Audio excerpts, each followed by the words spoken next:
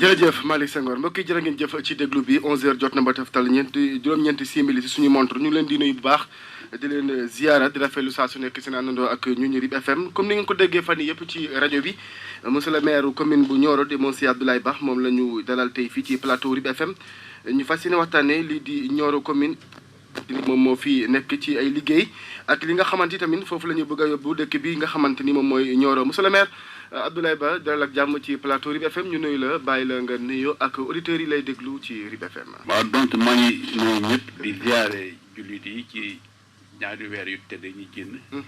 di weeru tabaski di weeru tamxarit.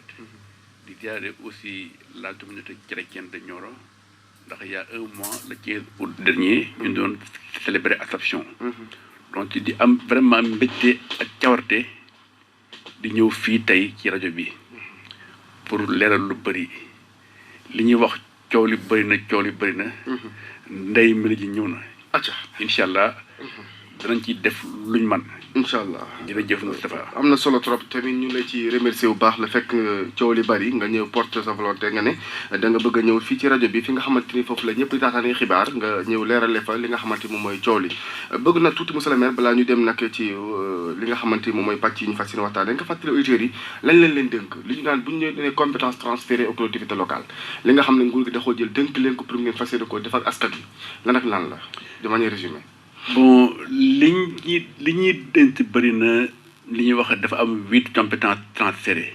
mais li ci am solo fii d' abord mooy éducation. njàng mi santé wér-gu-yaram environnement. ak ndënd waaw am na jeunesse culture tout ça. mais li ci dina am solo mooy éducation santé. environnement. ok ñu dooree ko nag ci wàllu éducation monsieur le maire boo li nga fàttaliku rek ci li nga xamante ni yaa ngi koy def ak askan wi si ci Nioro ci wàllu éducation boobu wàllu njàng mi ak njàngale mi loo ci defagul. loolu moom Moustapha vraiment jarul ma ci ñëwaat ñëw naa ci plusieurs fois. waaw mais dinay baax aussi ñu fàttaliwaat askan wi ñu xam ne lii mairie bi moo ko fi def. waaw li ci am solo li ci ëpp solo mooy d' abord li ñuy dimbale xale yi bu école di ubbi mooy li ñuy wax les fournitures scolaires. kay yi ak big yi ak yooyu. ak big yi. ñun dañ ñëw ne dañuy participer ci slogan ubbi tey jàng tey. ok ba nga xam ne à chaque fois yàlla may nañu. biñ fi nee ba léegi octobre buy ubbi fourniture yi ñëw en quantité ñëw en qualité. mu mat te baax. ok bu mooy loolu. gis nañ ay salles de classe yu ñu tabax. par le biais de nos partenaires. am nañ ñaari salles de classe yu ñu tabax fële ci école Thiba Ndour. avec le PIDES. ñu tabax fii école fii 3 classes. avec le BCI. tabax benn salle de classe école franco-arabe bu Nioro Darou Salam. bi ñuy ñëw école Nioro Darou Salam primaire bi mosul am ndox. ñu am financement adduction d'eau muy 15 millions. ñu ne la priorité mooy ne école bi am ndox. ce financement là a été réalisé. mieux ñu fekk fi aussi benn problème bu latent ñu ne Nioro école primaire yu doyul ñiy dox ak seen partenaire bi ñuy wax la PADES. ba décroché financement boo xam ne day tabax école primaire bu bees Nioro fii ci ci réer loolu sax xam naa ne dinaa ci leeral. ndax yéex na ci gis-gis nit ñi.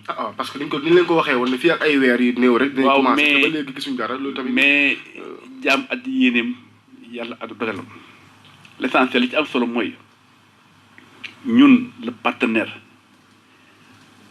jël na le marché est accepté lancement procédure yi moo yéex démb avant ma ñëw tey fii la vérifié ak ki nga xam ne mooy kilifa PADES mu ne ma. on a signé le contrat ak l'entreprise bi war def les travaux. mais loolu monsieur le maire mën na ay at léegi. mais loolu def na ñaari at. lu mu dee mais loolu mënul ñàkk. 2017 ba 2019.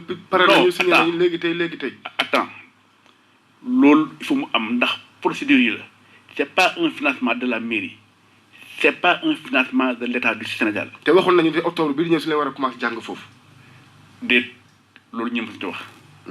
te tama waxoon loolu du ñun de. ah en tout cas. non mais mënoo wax date te parewul. L'essentiel mooy ça c'est financé par le PADES. Le PADES est financé par la coopération italienne ñoom dañ am procédure de financement. Il faut ñu joxe seen avis de non-admission loolu pare na ñu lancer marché bi ba joxe attribution provisoire. mooy terrain boobu nekk un quartier. voilà ñu ne terrain basket ñu ne entreprise bi moo war a defar école bi ak. dañ ci ñëwaat. parce que jàmm mais les soumissionnaires boo ci àndul dañ lay introduire retour parmi les soumissionnaires am na coo xam ne dafa introduire retour ne moom àndul ci ni ñu joxee marché bi. ok ñu toppal ko procédure bi. il fallait ñu yóbbu dossier bi à l'ARMP. ok l'agence de régulation des marchés publics. pour moom mu tranché. ok tey tranché nañ ba jox raison le PADES. on a signé le contrat. ok li ci des mooy démarrage des travaux. ok foofu leer na léegi ñu ñëw nag ci li nga xamante ni mooy étudiants yi ci wàllu njàng mi foofu parce que man dëgg naa li nga wax nii ci ay li nga xam ne na ko def mais wax gooma fenn foo xamante ni monsieur le maire ak bokk moomeel bi seen fonds propre la ñu defee leen si loo xamante ni jëm na ci wàllum éducation ci wàllum njàng ak njàngale ci biir commune bi seen fonds propre loo xamante ni yéen a ko dindi si gafaka mairie bi. waaw te ngeen jëlee ko ci askan wi delloowaat leen ko ci wàllum njàng mi ak njàngale. li ma la wax. ci état loolu yàgg nañu monsieur le maire loolu ay 2015 xam nga 2016. xam nga diggante boobu ba léegi. Moustapha. la notion de fonds propres. fonds propres li nga xam ne mooy priorité bi mooy les salaires des agents ñun ñuy fay 5,4 millions par mois. di am ñaata. ci fonds propres. di am ñaata. di am lan. di am ñaata par mois. non li ñu yow xam ne li ñu am woon xam li ñu xam li marché bi di génnee li tarif bi di génnee. loolu est-ce que mën na génne ci 5,4 par mois. kon di nga bëgg a wax ne seen fonds propre mënul dékku li nga xam ne mooy salaire non dafa am loo xam ne c'est la priorité des priorités. ok la priorité des priorités mooy les salaires des agents yàlla def nañu ba ñëw ba fii ba tey amuñ benn retard de salaire on a toujours payé les salaires. non li ma bëgg a mu leer kay mooy léegi da nga bëgg a wax ne li ngeen di jot ci ay recettes moom dafa méngoo wala mënta fay sax salaire yi nga xam ne. non bu ñu fay salaire bu ñu fay salaire mais bala ñuy def beneen investissement dañuy def li nga xam ne mooy priorité li fay des mënul def beneen investissement. non def na investissement ndax tey les 3 classes yi financé fii ci état. à part 3 salles yi nga xam ne mën na léegi ay ñetti at. non damay dëgg la ma leer la waaw leer la waaw. les salles de classe 2 salles de classe yi mottali état loolu c'est sur nos fonds propres. waaw. li ñu fi defar ci fonds propre bëri na. ok waaw merci leer na les étudiants yi monsieur le maire étudiants yi 1,5 million la ñu wax ne ñoom loolu la ñu wax ne loolu lañ leen di jox ci comme subvention léegi nag problème mooy ñaata université pour ñu séddoo ko rek problème la. waaw xam nga xeeb nañ ko de. bonne subvention rek. ndimbal la bonne subvention rek. jeexal na mbir mi. subvention mooy ndimbal nag mën rajo tous les problème mais ñoom bu ñu gisee seen yeneen moroom étudiants yi bàyyi ko ci yeneen communes yi nekk ci biir département bi nekk ci biir sax ci wàllum ñu mën tuddee la ay àll ñu baal ma bu ñu gisee ñu ëppale leen ñu nekk mettre leen dans les très bonnes conditions alors que ñoom ñu jox leen 1,5 million ñu séddoo leen vraiment jàpp nañu daal tuutal la. dañ leen di tuutal. chaque mairie dafa am ay réalité ñun li ñuy am ci fonds propre amul luñ ci mën a dimbale les étudiants. li ñu di dimbali ci fonds de dotation lay génn. li ñuy wax ne yenn mairie mais quelle mairie tey boo demee te tam moon na mi Mbaye Dione ci la maire di ñam am na ay carrières yoo xam ne chaque mois da cee renforcer ay millions. moom mën na jël ay fonds propres loolu mais ñun amuñ loolu. l'essentiel mooy ñu leen di appuyer. ok subvention nag subvention la mënul mat. ok foofu leeragum na balaa ñuy amaat yeneen waxtaan si par rapport ak téléphone bi si ñi nga xamante ni bëgg a def ay réaction ci wàllum njàngale mi ñu dem ci wàllum ndox mi monsieur le maire ndox mi xëy na ñàkkul ngeen def ci ay jéego yu bari nag waaw ñàkkul aussi ngeen def ci loo xamante ni moom population bi yëpp xam nañ ne lii nag mairie bi moo ko def. ndox mi d'abord c'est un problème d'actualité. nit ñaa ngi joytu fan yii yëpp ndox mi ni manqué. li ñuy wax dëgg la. mais ñi jàpp ne ñun bi ñu fiy ñëw di nekk maire ñun ñoroo. benn forage fii. bi nekk quartier ci réer nekk ci kanamu inspection. waaw moo fi amoon groupe électrogène. ok pour sécuriser les populations. ñu def ay démarches ba ñu indi beneen forage te tar ci jàmm jën. tey ñu Nioro mu ngi ci couverture de 90%. fan yi moom travaux yi am avec les Chinois ñu xam ne dañuy changer les conduites d'eau. di changer yenn tuyaux yi. moo waral ndox mi di manqué.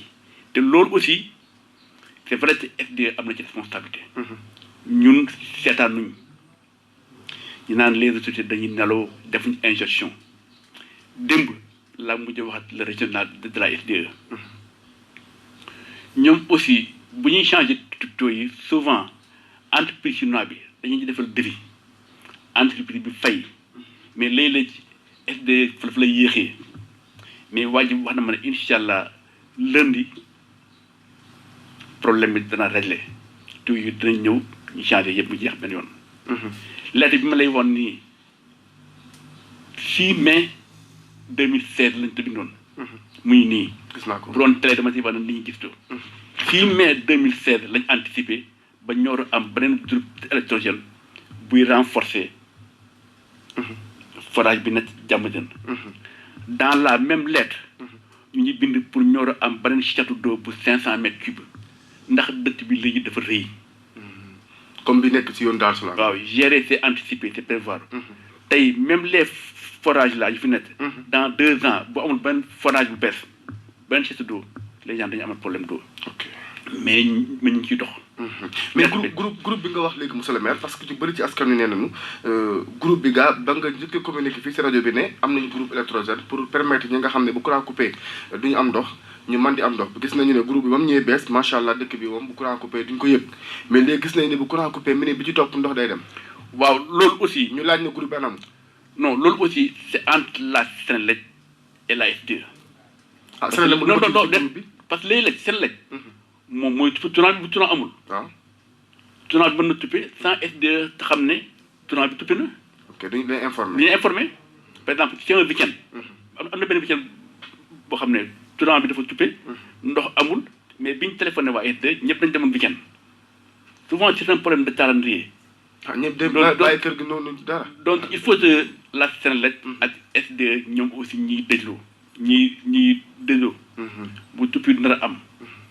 ñu invité mais léeg-léeg aussi tuppi day bettaate. du la bett man la. dëgg la tey benn oto bu daw fee ñëw daanee benn poto. daf lay bett. ah oui dafa faire 24 heures pour ñu defaat poto bi. sur ce plan ñun liñ ci def liñ ci dox tey boo xoolee diggante Nioro ak Kaolack amatul benn poto en bois. ndax poto en bois yi moo doon indi jafe-jafe yi. bu nawetee bu ngalawee poto bi daanu courant bi dem. bu lakk-lakkaat nañu lakk. bu noor bee bu daay amee courant poto bi lakk. lii on a fait des poteaux en béton. pour sécuriser ça. ok mieux. tey boo demee biir Nioro tey gis nañ nit ñi di gas di samp pour defar ay poteaux yu bees. loolu courant bi la mais ñu desandi tuuti ci ndox mi. waaw mais c'est lié. waaw xam naa dinaa si ñëw. allez-y. mais juste bu ñu taxawee ci ndox mi tuuti gis nañu ne ay quartiers yoo xam ne lu ci mel ni Fass HLM ak quartiers yi nga xam ne ñoo nekk ci ginnaaw préfecture. jëm ca yoonu Bamba Souleye Ndiaye bi ak ñi nga xamante ñu dëkkee ci côté quartier Darou Salam ci côté lotissement yi bi nga xam ne lotissé ngeen koo pare ñun yaakaaroon ne sax ne ñun dépassé nañu fu ñu toogee naan commune bu Nioro am na kër goo xamante ni soxla na ndox te mënu koo am. waaw bu tafa wax na la léegi ne la def nañ 15 millions adduction d'eau. ci ban at quartier 2018 bi la pare. ok quartier Darou Salam. conseil municipal bi réunion bi passé voté nañ budget pour adduction d'eau 8 millions de quartier Fass HLM. ñu ngi ci phase de lancement de marché bi ça avec le PATASEN. incha allah balay fin décembre dinañ réaliser adduction d'eau bi Fass HLM. quartier Darou Salam aussi am na ay poches yoo xam ne dinañ ci am mieux. pël jëleel ci biir ci Nioro la. waaw ñu ngi door am ndox. ñu fa yóbbu benn bonne fontaine. benn borne fa. mais nag aussi il faut ñu xam ne. amul benn ville ci àddina bi bu mën a suivre rythme installation population bi ak installation des infrastructures tey am na ñu sanc fii tey suba war nañ am ndox suba war nañ am courant lu amul fenn. mais nag ndox dafa bokk ci dundinu doomu aadama monsieur le maire. loolu c'est la vie loolu nit ñi xam nañ ko. mais aussi ndox moo gën a compliqué moo gën a cher. tey bu ñu ne benn téeméer addition donc bu ñu waxoon li muy jaay ci ay millions peut-être xam. te pourtant jamono jooju nag ñi nga xamante ñoo yore forage yi si àll bi ñu naan leen ay Asifor ñooñu ñu ngi def leen seen kéem lay kattan ba seen dëkk ñu couvrir yëpp ñu yóbbul fan ay tuyau ndox. te ay kilomètres la. yaa ngi wax Asifor. waaw ñun c'est pas l'Asifor ñun c'est la SDE c'est la SONES tey la preuve tey am na benn installation boo xam tey benn addition bu booboon fii. jusqu'à présent les tuyaux sont là-bas. waaw mooy fi ñu yóbbuwoon sinistré yi. voilà fi ñu leen dolosé wu tuyau yaa nga fa te ba léegi mën nañu ko récolter lu problème bi lan la. parce que nit ñaa ngi tabax ay heure plus te mënuñu gis ndox. parce que ña defoon installation bi ils n'ont pas respecté la procédure installation ndox du day ñëw jënd tuyau war a ñëw suul. kon ni ko suulee moo ni ñu ko defee moo baaxul. dañuy suivre procédure marché bi jënd naa tuyau SDE day ñëw xool ndax tuyau yi baax na wala baaxul est-ce que ce sont les tuyaux de la norme. bu baaxee ñu la demal te das boo jasee ba pare bala ngay suul ñu ñëwaat xool ni ñuy tuyau yi. ok ils l'ont fait sans suivre la procédure SDE ne nañ ñoom duñ ko réceptionné te ils ont raison. te léegi lan mooy solution bi loo xamante ni jàpp nga ne loolu moo war a régler problème solution yi mooy utaat beneen financement reprendre addition bi. tuyau yooyu ñu perte ko noonu. ah bañ parce que lu baaxul loolu la ci def parce que adduna bi dafa yàqu dañuy ñëw ni jënd ay tuyaux yoo xam ne c'est des tuyaux chinois yi dama yàlla baal c'est pas la qualité ñoom aussi ils veulent la qualité bu ñu la waxee addition d'eau bi daal bi liñ ci def même bi tuyaux yi paree bañ suul yëpp dañu obligé entreprise bi mu def li ñuy wax javelisation def eau de javel ci tuyaux yi pendant 2 jours raxasaat tuyaux yëpp ba ndox mi sell mu ñu doon ci ñu doon def réception définitive. ok mais ñoom dafa ñëwoon loolu c'est ça le problème. ok bu ñu ñëwee tuuti quartier Darou Salam gis nañu ne chantier bi mu ngi avancé macha allah mooy tali bu bees bi nga xam ne mu ngi ànd ak benn canal gu am solo boo xam ne dina mën a yóbbu ndoxu taw bi yëpp mais gis nañu ne kër yi ko wër yëpp seen tuyaux yi dagg nañ leen sànq yaa ngi ko junj mais ñoom li seen problème mooy gisuñu yéen ñi nga xamante ne seen i kilifa ngeen taxaw fa mastawu leen ci coono gi nga xam ne ñu koy def. Moustapha d'abord dañuy wax d'abord lan moo indi chantier yi c'est important. waaw dinañ ñuy wax. waaw dinañ ci ñëw. parce que non parce que c'est lié. waaw yow yaay ñëw sur les conséquences yi chantier yi indi. d'abord nuñ def ba chantier yi ñëw. waaw c'est important. dinañ ci ñëw dinañ ci laal bu mu gën a yaatu incha allah xam naa ne yàkkamte nga ko. non. mais ñoom dañu c'est-à-dire coono yi ñuy dund ci wàllum ndox. te au moins fekkoon ne chantier bi ñëw na d'accord xam nañ ne c'est bien beau dañ ci ñëw mais ngeen utal leen benn loo xamante ni mën na leen dimbali ñu am ndox le temps que chantier bi continue. xam nga doomu aadama dafa gaaw a fàtte. mais tali yi pare ni déjà. biñ tey defar ce sont les mêmes problèmes yi amoon mooy amal nii parce que ñun ñoo bëgg lu bees. xam nga toog nit jaay daf ne mënoo defar omelette te tojoo ay nen. mais aussi ñun dañuy bañ na defar omelette toj nen yoo xam ne day lor askan bi loolu la ñuy bañ. ñun ñu ñuy wax ak ñoom di naxante ak ñoom mais aussi ñoom aussi dañu am ay délai. léeg-léeg dama gis ñu naan mairie bi les autorités defuñ dara defuñ ingestion ñun li ñuy def c'est entre chef de service. mënuñ lu ñu wax ak ñoom ñu wax li lañu wax ak ñoom li lañu wax ak ñoom. mais lu ma si ma toll tey avant ma ñëw fii. maa ngi woon ci boru kër doyen Mamour Diop. ak les Chinois. pour xool les travaux. problème yi nit ñi di vivre. ñun moom la ñuy vivre fii la ñuy yeewoo fii la ñuy fanaanoo bu ndox amul ndox ñun. mais nag il faut nit ñi am tolérance. ñun ñoo bëgg yoon yu bees. ñoo bëgg dëkk bu rafet. ñoo bëgg lampe yu bees. may nag te ñoom les Chinois fin novembre la ñu war a pare au plus tard le 28 novembre lépp war a pare. non ñoom d'accord nañ sax ci tuyaux yi ñu dagg ko amul problème mais comme ñoom am nañu moyen ñoom ñu yor projet bi jàppoon nañ ne yéen kilifa war ngeen ma waxtaan ak ñoom ñi nga xamante ñoom ñooy defar chantier yi au moins même bu fekkee ne ñaari citerne lañ fay teg sax askan yi dëkkee ca quartier ba man di ci roote comme dagg nañ seen i tuyaux. ça solution la monsieur le maire. c'est une proposition dañ ko étudier. ok mais aussi. Moustapha. non ko. bëgg naa aussi ñi xam ne li ñuy def nii duul dafa xëy tey sotti te muy dëgg dafa am ay démarches yu ñu ci def waaw démarches yi mooy lan bu ma la ciwul ñun dañ ñëw fekk projet bi taxaw projet dindiraayu Nioro Kër Ayib ñu ne lii ak lii la ñu war a defara ñun ñu bind leen lettre leen bu ñu sañoon lii ak lii mooy am lettre baa ngi nii ça date de décembre 2014 ñoom dañoo waxoon ne ñun fii la ñu yemale suñu liggéey waaw yéen ngeen leen li ngeen di liggéey baax na mais yokkal lañu si lii wala waaw voilà defaraat leen lii ñun ñoo def proposition bi en décembre 2014 pour que fi tali bi yem ci Ablaye Sow nii mu prolongé wu ba ci école bi tourné dem ci tali bi ok la même chose lañ def bi jaar buntu kër doyen Thierno Amidou Sy mais bi départ garage dem biñ ñëwee ñu ne ñu maintenant liñ man mooy def les études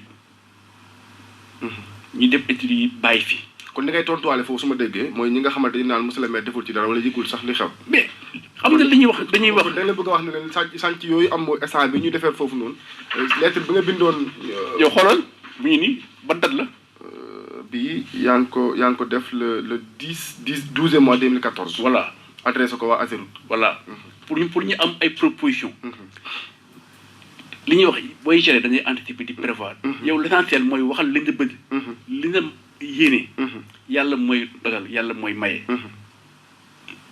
biñ demee ba chantier bi jeex li ñu woon def ñoo yëpp jeex mooy la première phase ñu ne xaalis bi des na ñu ne xaalis bi des na le président Macky Sall ne loolu tam des na nañ ci yóbbuwaat Nioro réaliser li nga xam ne on avait déjà fait les études comme Nioro lañ ko yóbbu mooy tali yu bees yi ak phase électrification bi ñëw incha allah fépp fu tali bees amoon ak tali bees yi ñëw dañ fay defar ay lamp yu bees ay poteau lamp yu bees yëpp yàkkamte ko mais loolu sotti na incha allah loolu sotti na baax na aussi ma leeral fii ci pont bi maintenant waaw dinaa ci ñëw monsieur le maire parce que yaa ma bëgg a kii sama débat bi bëgg a voilà mais li nga wax lu am solo te gis naa lettre yi nga xam ne li nga ko yëpp wan nga ñu ko gis nañu ko pour yu mën a yokkaat yenn tali ci biir dëkk bi ak li nga xamante mooy canalisation yi am na solo trop mais ñu wax ci wàllum courant bi nga xam ne yaa ngi ko junj léegi monsieur le maire li am ci ndox mi am ci courant bi bëri na kàcc yi ne si biir Nioro amuñu courant waaw Moustapha jërëjëf li nga wax dëgg la am na quartier yu amul courant mais maa ngi fàttaliku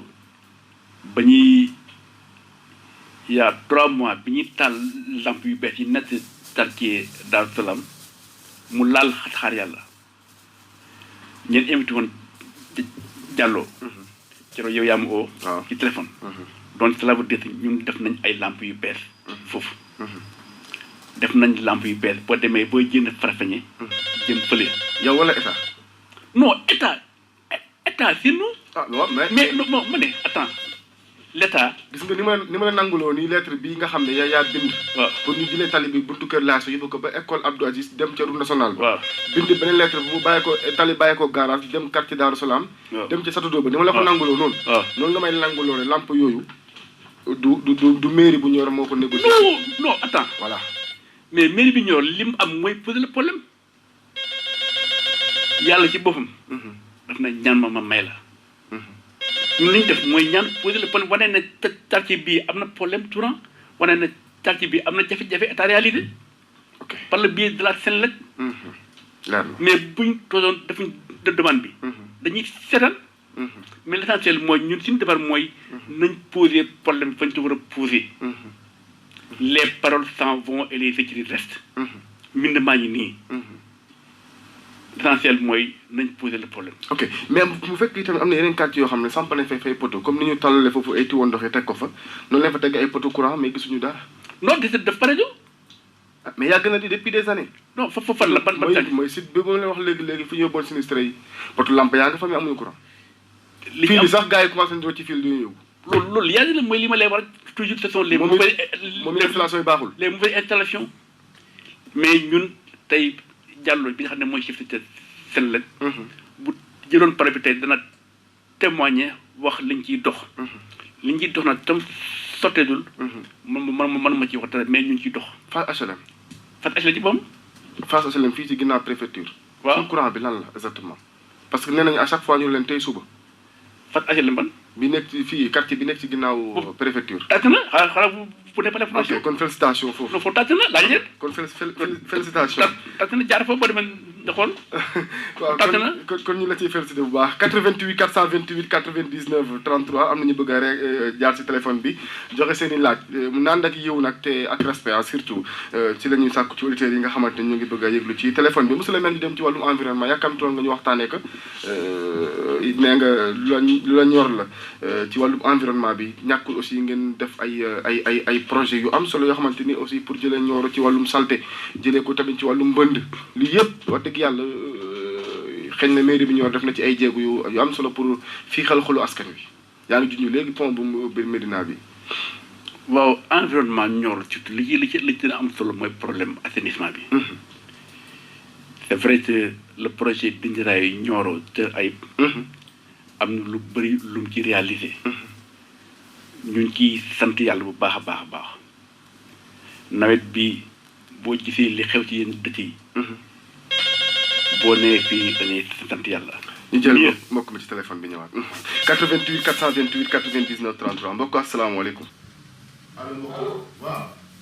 allo. waaw bisimilah mbokk ñu lay dégg. allo salaamaaleykum. waaleykum salaam wa rahmatullah. sëñ bi ñu ngi lay siyaare. jërëjëf yàlla na nga siyaare. di siyaare maire boobu toog bi. jërëjëf. man de sama laaj leen rek la. yàlla kan. Omar Mbengue Nioro. Omar Mbengue bisimilah. ñoom maire bi nag laay laaj. man de damay laajte. àngal xay. waaw. dañuy laajte ndax dëkk bi am na maire wala amul maire. ah lu tax lan mooy seen problème. ah ndax àngal xay ci boppam. amuñ canal. lamp yi foofu yëpp tàkkul. dégg naa nag yaa ngi koy remercier. ci lamp yi tàkk fële. mais du yëpp moo tàkk de. problème mu ndox. problème la foofu. encore boo ñëwee sanc ba. foofu itam ndox mi problème la. ci ñu ngi daje jege forage. su mënuñu am ndox. bën nañu ko doon man loolu man jaaxal na ma trop. d'accord. may laajte ne nag moom. waaw. ndax dëkk bi. ñun dañoo bokkul ci maire bi wala déet. maa bokk leen si ñoom yëlif. deuxièmement bi. waaw question yi na gàtt ndax waxtu bi ñu cërale moo tax. allo. may na gaaw parce que waxtu bi moom moo ñu xoj. waaw ma ne deuxièmement bi. waaw. mooy man moomeelu Nioro. dafa yaatu boo xam ne. vraiment ndox war na pour mën a manqué ak courant. jërëjëf question yi leer na ñu ngi koy gërëm baax di ko sant moom Omar Mbengue doon wotee fële ca àndal xëy dañ ci ñëw si xam tuuti nga tontu ko ñu dem ci wàllu environnement bi yaa ngi doon wax lu am solo ci environnement bi am na ko si téléphone bi maa leen jokk waa nga ñëw allo salaamaaleykum allo allo waaw bisimilah. bisimilah. waaw dama doon remercier maire ci intervention bi muy def foofu di rafetlu vraiment li mu def mais nag bu bëggoon posé leen question yi ci lycée waaw dañ ko def benn canal bu traversé fii lycée chinois yi andi ko ba ci lycée bi bàyyi ko foofu ñun ñi nga xam ne ñu ñoo dëkkee ci Jojo ñoom ñu dégg bu tawee ñun ñëpp fi toll yi suñu yoon yi yàqu na léegi ñu bëggoon bu teel a maire mu wax ci loolu dan ban soxlaay bi ci am waaw loolu daal moo doon suñu jafe-jafe. jërëjëf Omar jërëjëf Fatou Diop ñu koy gërëm baax di ko sant xam naa si environnement bi am ko continuer rek ñu wax bu baax. waaw d'accord ki nga doon téléphone bi d'abord jërëjëf sëñ Omar Mbengue bi téléphoné li mu wax ñeneen ñoom amuñu canal li mu wax dëgg la loolu day poser problème canal bi war a am Fass HLM ma xamal nit ñi ne ñu bëri dañ jàpp ne maire moo ne fii ak fii naw am canal ma dañ ci ne pour xam fan mu am canal mais da ngay bind di ñaan. non man dama bind pour ñaan canal man li may bind mooy poser le problème on a posé le problème ñi nga xam ne ñooy defal yoon bi ñoom ñooy seet fii canal war a am ñi dañuy def seen canal lii nag Fass HLM bind nañ on en a parlé plusieurs fois en conseil municipal. Mais financement bi war a gérer canal Fass HLM. ak financement bi du benn. ok fii financement bi ñuy def nii ça c'est la banque africaine de développement. mooy financer tali yi. mooy financer les canaux. Fass HLM c'est un financement de l'État. bu ñeen fàttalatoo bi ñuy inauguré yoon bi Macky Sall ñëw fii. ci lañ posé le problème le président Macky Sall bàyyi coow fi dem Porokhane. te même jour. sañ Bass posé aussi le même problème.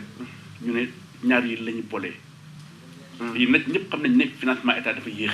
waaw mais du na ñun ñoo naan fii ak fii mooy am mais on a posé le problème. ba ci démb laaj mu ci waxtaan ak le régional de la Géroute. mu ne ma incha allah dañ ko def ci budget 2020 bi. mais lii ça c'est financement de la BAD. dans le cadre des travaux de la route Dindiaraay Nioro Thiel Ayib. ok kon ñi nga xamante ñu ngi gis canal yi ñuy defar si dëkk bi. waaw loolu BAD la. loolu BAD la leneen yi war a ñëw ci Fass HLM ak loolu ma tudd. loolu dina ñëw mais nguur nga koy indi. waaw c'est ça. leer na ñu dem ci environnement bi Badou Diop mu ngi wax léegi ne benn canal boo xamante jaan léegi xëy na fu mu versé ci Cocco arrangé wu leen ndax ba day loolu seen kër loolu Badou Diop li mu wax dëgg la. bi mu amee lañ mobiliser l'équipe. les Chinois la mission de contrôle ak mairie bi. ñu dem sur les lieux. bi may dem ba naa jël témoin Babacar Diop conseiller municipal. jël témoin le proviseur du lycée de Porokhane. Keita. bi ñu demee daje na ak ñoom sur le site. les techniciens ñoo nañ fa ba gis problème bi ñuy étudier solution bi. ñoom nag ñooy étudier solution bi. ñun on a posé le problème ànd nañu ñoom ba ci site bi. ñu gis ko c'est la même chose ak bi am canal bi bu waaj am ci boori cimetière yi. boori kër doyen Sassatoura Sarr. foofu aussi am na benn canal bu fay créé. ànd nañ fa ak techniciens yi ils sont en train de faire les études. ok dafa na nit ñi dañuy xaw a yaxtanti. lii wax aussi dëgg la. nit ci moom bu amee soxla la am mais nag loo gis dañ te étudier. dëgg la. pour am solution te loolu ci tam la technicien. ok voilà yaa ngi junj sànq benn canal boo xamante ni bu am solo la ndax gis naa la ci Facebook bi nga def benn publication taxaw ci canal bi nga ne ñaar fukki at askan wi ñu ngi ko doon gént tey réalité bi taxaw na maanaam defar nañ ko mais dafa mel ni jour bi nga noppee ci photo boobu ci Facebook bi ci la canal bi daanaka mel ni daal lu yàqu. waaw jërëjëf bi nekk Médina. jërëjëf Moustapha loolu aussi vraiment li ma lay wax rek. loolu aussi bañ ci bindee dox ci yàgg na. mais bi may publier loolu. yëf yi dafa pareetul parce que canal bi mënul pare. pont bi mënul pare te canal bi lépp parewul. c'est un travail d'ensemble. ñoom pour le moment defaroon nañ passage pour nit ñi mën a jàll. ndox mi ñëw yóbbu suuf xonq si. mais l'ouvrage bi ñu defar en béton. bougé wul. déedéet bu mënta bougé mu fa. donc. c'est-à-dire yaakaar bu tas la si. non bi c'est-à-dire dañoo dem ba bu commencé di jéggi mu neexoon si ñoom lool. waaw ñu xëy rek ndox mi ñëw rek affaire ba dem. mais xam nga nag bon vraiment loolu tamit ñu ne xam defee ba monsieur le maire publier kon gars yi kontaan ñu xëy rek affaire bi dem. ma ne géej gi ak béton bu xonq bi li gën a baax mooy ñu muñ lépp pare ni ñu mën a jéegi normalement. canal bu paree à partir de kër doyen Woyal ba ci SP. bu boobaa nit ñi seen xol dana sedd la ji bi def pare dañ na ci nawet. tey day liggéey tey yàlla ji taw suba jël suuf yëpp yóbbu. tey chinois yi bu ñu waxoon li ñuy perte ci béton ak suuf ak terre ci nawet bi day métti. te ci liggéey bi moo pareetul. mais incha allah bu lépp paree nit ñi dañ traversé lu mu la neexee. ça c'était un défi pour nous. ok ce défi on l'a réalisé depuis 20 ans. merci merci. am na solo trop te ñu la ci félicité aussi ci li fekk nga dox jéego yooyu mais monsieur le maire dafa am loo xamante ni aussi dafa xaw a jaaxal askanu Nioro mooy canaux yi nga xam ne defar nañ ko fi ndax chinois tey mën nañu defar ay canaux ba pare wala ba déggu nag bu chaque fois ñu ñëw di ko déboucher maanaam di ko entretenir. loolu normalement liggéey maire la war a nekk te gis nañu ci nawet bi bëri na ay canaux yoo xamante ni fàtt nañu de. waaw. kat jàmm gën fii gis naa ci boo xamante ni moom ndox mi dafa ñëw sa yëkkati couvert yi parce que mënatul am fu mu jaar ci suuf. waaw musiba la. voilà loolu aussi li ñu wax dëgg la bi am tax ci jàmm gën. bari ci démb la fa mujj ak chinois yi. mooy bi ndox mi yëkkati centrale bi. mais aussi nit ñi aussi am nañ ci responsabilité. ah bon waaw si parce que am na ñoo xam ne dañuy sotti mbalit ci centrale bi loolu du yoon.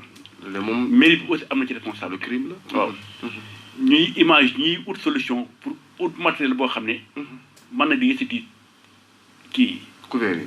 tout ndax af bi dafa diis. solution bu baax bu ñuy dox la. pour à chaque fois ñuy nettoyer les canaux. ok mieux bu nawet bi ci jaxee nañ jéem a gis entreprise boo xam ne. moom lu muy liggéeyam. parce que su nekk ak sa domaine de compétence. am na solo mu ñëw incha allah balay nawet bi déwén. ak ci fi fekk ñu nettoyer les canaux. ok loolu vraiment yóbbanti la boo xamante ni comme ni ko gars yi di faral di waxee yóbbanti àq la Malick mën nga bàyyi téléphone bi bu dee ñaari auditeurs la ñu def seen réaction ñu ñëw nag ci yenn quartier yi nga xam ne monsieur le maire ñu ngi tàmbali di am problème te gisuñu fa canal gisuñu fa tali gisuñu fa dara lu ci mel ni yoon wi bàyyeekoo fii nga xamante ni foofu la place wu dem si yàlla laay mbaw nekkoon jaar ca buntu tribunal continue dem ca biir quartier bu Daaru Salaam tàmbali naa yàqu-yàqu waaye bu jéggi dayoo te daanaka gisuñu autorité yi def ci ab taxawaay 88 428 99 33 mbokk asalaamaaleykum allo. salaamaaleykum. waaleykum salaam. waaw. mbokk na ngeen def. ñu sant waa mbokk bisimilah kan la. ñu ci Sow Pël Gélé. acca bisimilah Sow la gaaw. waaw man de dama doon laaj ak Pël Gélé moom ci Nioro la bokk wala bokk ci Nioro. waaw d'accord leer na jërëjëf 88 428 99 33 keneen na ñëwaat indi question am. su ko defee ñu gaawal tontu ko gaaw waaw. xam na Pël Gélé. dafa bokk Nioro moo tax yóbbu fa ndox. parce que bokk Nioro amuñu ko yóbbu fa ndox. ok benn la bokk Nioro moo tax waa Nioro yóbbu fa ndox. waaw te ñoom ña soloo ndox mi ba am ndox mi ñoom ci loolu ba ñuy tijji robinet bi ñoom xool ci seen xool sedd na. seen kër di juddee fi mu dëgg Nioro. waaw. acca 88 428 99 33 allo allo mbokk mi gaal tuuti waaye waxtu bi moo tax allo allo waaw bisimilah mbokk. allo. waaw bisimilah ñu ngi lay dégg de. Malick Mank la kër Baba Ngone. Malick Mank bisimilah. maam si yoon bi bay ko ci day koy sotti ba ci kur bi. waaw.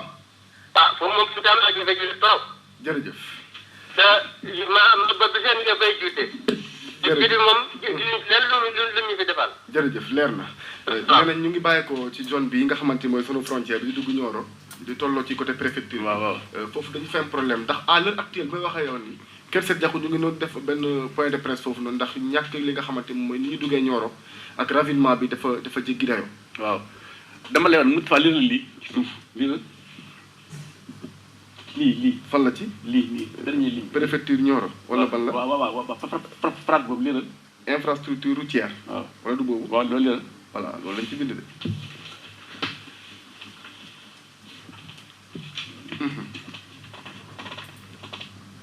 voilà fii autre. waaw aménagement du site du Louma de Nioro. waaw remblai divers endroits. Point sur la piste menant à Kër Seth Diakhou. derrière le domicile du préfet de Nioro. waaw donc loolu mu ngi nii ci document bi. ça fait partie projet yi nga xam ne état bi moo si war a financé. li état moo la ko yónnee. moom la ñu waroon defar Nioro. waaw voilà. kon léegi dafay le canal bi war a jëmbee Tafass HLM moo war a daj le pont de Kër Seth Diakhou jëm Porokhane. ok mu ngi nii. ok lii buñu ci bindee yàgg na na waaw mu ngi nii ci projet bi. boobu kon tontu bi loolu la. voilà loolu yëpp état la te mu ngi ci xëy na dafa yéex mais nag yoon bi ma la doon wax léegi-léegi du bàyyi ko fii place su dem si yàlla laay mbaw nekkoon jaar ci tribunal continue dem quartier Daaru Salaam yàqu na. mais loolu d'abord yoon yi yàqu ci Nioro bëri na mais système canalisation bi. bi nga xam ne moom la ñuy defar. muy bàyyi ko ci taw wër ñëw. loolu bu sottee. téye ndox mi dootu ñëw lii nag bu ndox mi paree bu temps bi paree nañ ñu xool ñun nu ñuy remblai li yàqu. mais nii mënuñ ci biir nawet ñu naan dañuy remblai non. dañuy bàyyi ba système canalisation bi ba pare. tey boo ñëwee fi romb fii am na canalisation bi fii. waaw il faut liggéey bi pare. ba mën a jël ndox mi. di yóbbu ndox mi li yàqoon na mais pare aussi pour mbedd bi bàyyi ko ci luuma ba. bëri na jaar quartier Diamaguène. tey dem fi nga xamante mooy Kër Baye Diaw gis nañu tamit vraiment foofu moom li muy commencé de menacer dafa ëpp. bëri na dafa ëpp. li bëri na mais aussi beneen projet bi ma doon wax. mu ngi nii xool document bi dis na de. waaw gis na de xoolal. document bi lan la étude d'impact environnemental et social et plan de gestion environnementale et sociale de la phase 1 du plan directeur d'assainissement des eaux usées de la ville de Nioro du Rip. waaw avril 2019. voilà lii avril 2019 la. ñaata page la. xoolal. léegi lii pour lan la monsieur le maire. lii mooy réaliser plan d'assainissement. 281 pages. plan d'assainissement. de Nioro. Il y a un mois. lañ dem ci CRD à Kaolack pour valider document bi. financement 67 milliards la muy pour la ville de Nioro et Guinguinéo. li c'est validé li ci des mooy lancer le marché te incha allah en 2020 dañu lancer le marché ñu réaliser le plan directeur d'assainissement de la ville de Nioro document baa ngi nii bu doon télévision dama say wane nit ñi ñu xool mu ngi nii. ku bëgg a xool sax mën nañoo fii. xoolal ji mu ngi nii. waaw gis naa ko. donc ñun dañuy anticiper. c'est vrai qu'il y a des problèmes actuels. mais aussi nit ñi nañu ne doon na fi métti. doon na fi métti. tey sama ñoom maire Awa Dieye fii. ñoom tër Pa Abdou Diallo. ñi nga xam ne ñoo nekk fi ñu noon ci yoon ndox bi tey. ñoom xam nañ ne am luñ ci dox am luñ ci def. mais c'est vrai c'est-à-dire xam nga problème bi nga xamante moom moo am fii ci canal Médina bi ñu doon wax. waaw boo xoolee problème boobu dañ ko seetaan. mooy ba muy commencé di am dañ toog di ko seetaan ba mu gën a toll ni mu toll tey. moo tax quartier yi tamit bañ problème boobu amaat ko ba tam ñu yuuxu te booba li dalay yuuxu ba léegi gisuñu kenn koo xam ne taxaw na leen mas. wala jéem a indi sax benn oto boo xam ne ak chinois ni ñuy liggéey côté googu au moins sotti ci benn béton sax xaw koo kii tuuti ba nga xam ne jakarta yeeg charrette yi mën nañ di fa jaar. loo fa sotti ndox mi ñu yóbbu te dans le système de canalisation bi parewul li ñuy wax il faut éviter de mettre les charrues avant les bœufs système de canalisation bu paree ñu doo fa sotti li ñu fa sotti dafa yoon bi. waaw surtout quartier Diamaguène ñu ngi naan da ngeen xool courant bi gën a métti ngeen jaarale ko seen quartier ba tey. doomu adama rek moom la yàlla bindee noonu li ñuy wax rek au bout de chaque succès. se trouve un nouveau défi. tey notre problème il y a 2 ans 3 ans. moo doon ndox mi. tey am na benn moitié bu bëri lu ci réglé. jeexul de parce que yàlla naa wax ne. li ñu fi def nii duwul mooy réglé problème bi. lii rek le problème mooy nañ réaliser le plan d'assainissement de la ville de Nioro. yàgg nga ko bàyyi nii pare naa. ok te validé nañ ko nañ ñaan sotti. ok parcelle vide yi bëri na ñu koy wax ñu ne am na ñu am parcelle vide ci biir Nioro tabaxuñ ko nettoyé wuñ ko nduur baa nga fa et puis ñu ngi koy sotti mbalit ci gën a yéeme. waaw loolu moom vraiment la ñuy wax dëgg la à chaque fois en réunion yi nit ñi dañ koy wax mais li ñuy ñaan nit ñi ñu c'est vrai que tey da ngay gis benn parcelle sax pour trouver ci moom parcelle bi day jafe mais ñun danañ agir ndax dafa am loo xam ne loi bi mooy loolu mooy impôt sur le foncier non bâti. dafa am impôt boo xam ne dañ tey taaj képp coo xam ne am na terrain boo xam ne taxuñ ko. loolu danañ fexe ba matérialiser nit ñi di fay impôt bi. et puis problème bi nit ñi ñoom mën a régler problème dans les quartiers. képp tout dendal terrain boo xam ne borom tabaxul nit ñi di fa sotti mbalit demal ci chef de quartier bi wala ci président de conseil de quartier bi. dañ joxe turam bi dans la distribution ñun mairie xam nañu nu ñuy régler problème bi. boobu waaw. ok donc il faut que population yi dimbali ñu tout dénoncer. loolu du question de financement mais yow man ak yow tey ñu dend kër. yow sa tabaxoo sa bos. nit ñi di fa sotti mbalit di lor nit ñi loolu du yoon. mais ñun wax ñu. ok ñu yàlla problème bi. mais en dehors de si parcelles yooyu nga xamante ni parcelle vide la si diggante kër yi mbedd yi am na si yoo xamante ni espace yoo xam ne monsieur le maire vraiment melokaan bi jéggi na daw surtout espace réservé yi. ni mel ci Mboum Ndour dafa métti dafa te aussi gis nga yooyu ni ñu bëree ci dëkk bi surtout.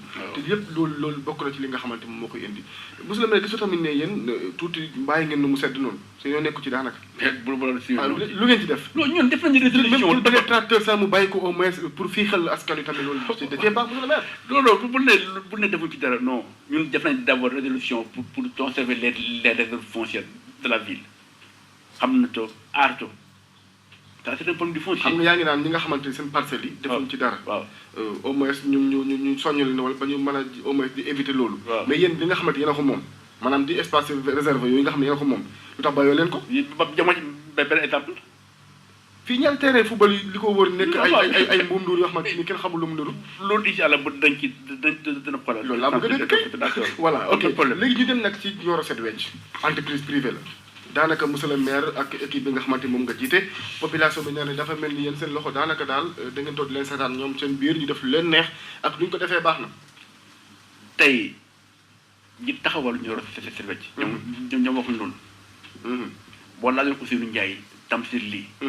Tamsir Ba. ñoom ñi nga xam ne ñoo yor yëf yi. man loolu. lu ñu wax lépp luñ ci dox ñun ak ñoom ñoo ci dox.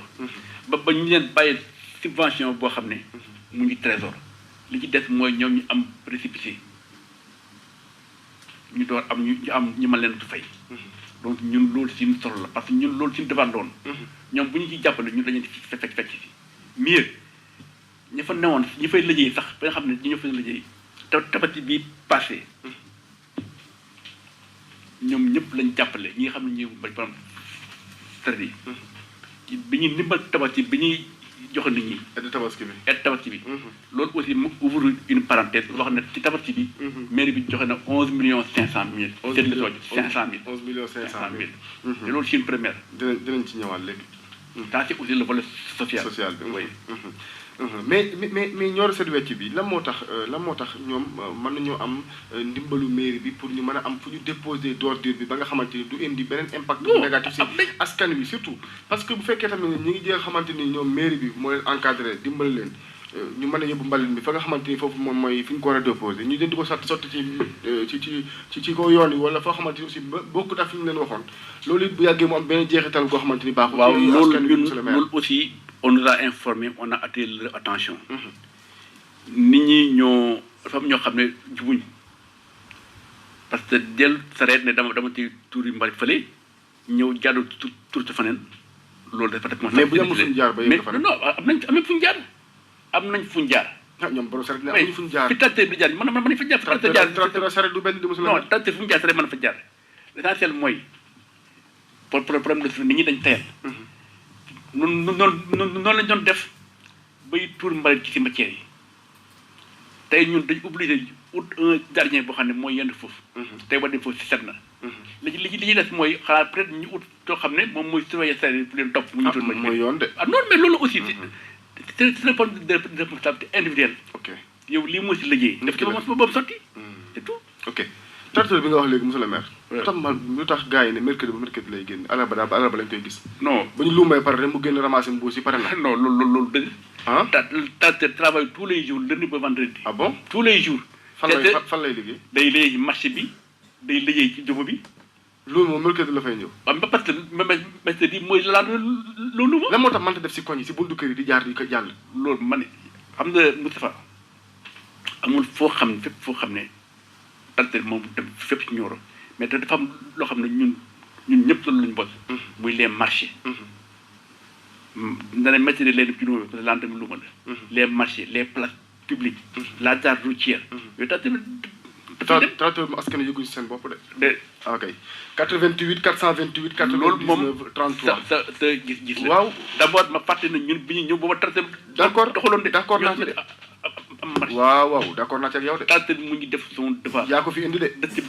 dëkk bi nag moo rëy. mais xam nga ba ngay wax tracteur fii si rajo bi bañ koy askan di gis dañuy yaakaaroon ne tracteur boobu mooy wéy di jaar ci mbedd yi mag yi nga xam ne ni buntu kër bu mu romb wala mbedd bu mu romb askan daw dem sotti fa seen mbali mu yóbbaale ko mais la ñu gis mooy mercredi lay génn ou bien yenn jour lay génn. xool ci yenn artères yi. surtout jamono ji ñu jaay mboq nga xamante ni tali baa ngi fees dañ la xolitu mboq. vraiment gën naa yéeme di. loolu aussi Moustapha. daa la ci tontu d'abord ci yow lay ñëw dégg naa sa reportage bi. ah bon waaw. acca parce que dañ ne Nioro est sale Nioro est sale. askan wi ko wax de. ni nga justifié Nioro sale. mooy askan wi ñoo ko wax non d'accord donc je te prends au mot. ni nga justifié Nioro dafa sale mooy nit ñuy jaay mboq.